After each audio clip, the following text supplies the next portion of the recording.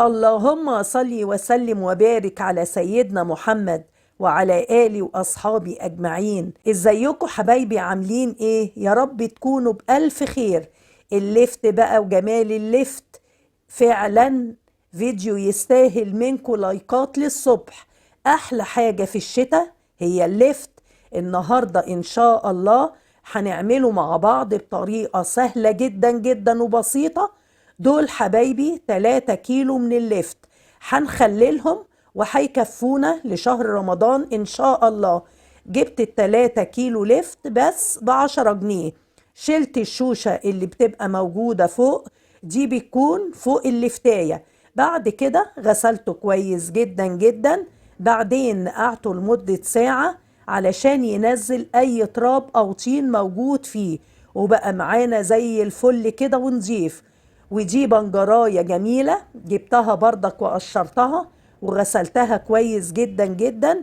نبدأ بقى نقطع اللفت بالشكل ده.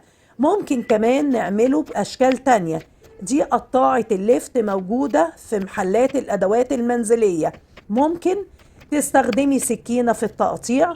هنكمل بقى بقية تقطيع الكمية اللي عندنا، ونقطع كمان البنجراية السكرة دي معاهم. كده خلصت تقطيع كل كمية اللفت اللي عندي. تعالوا بقى نحضر بقى محلول التخليل بتاع اللفت.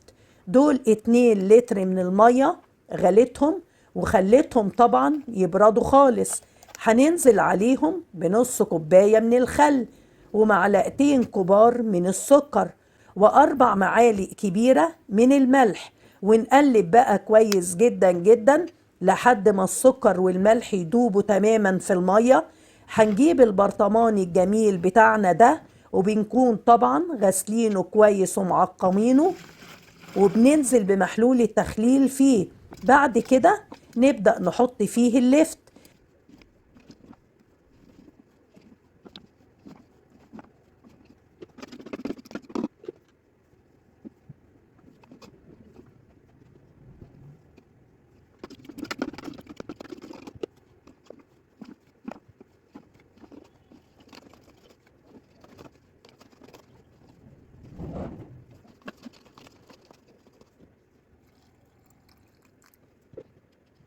بنحط كيس على البرطمان من فوق ونقفله كويس جدا جدا، ونفتح عليه بعد يومين أو 3 هتلاقوه زي السكر إن شاء الله.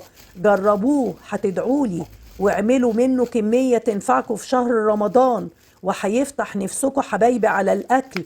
اللفت زي السكر في السوق. يا رب يكون الفيديو عجبكم واستفدتوا منه. ما تنسوش بقى اللايكات الجميلة والاشتراك لو أول مرة تشوفوني. كانت معاكم الشيف ماجي، وأشوفكم على خير في وصفات تانية كتير إن شاء الله.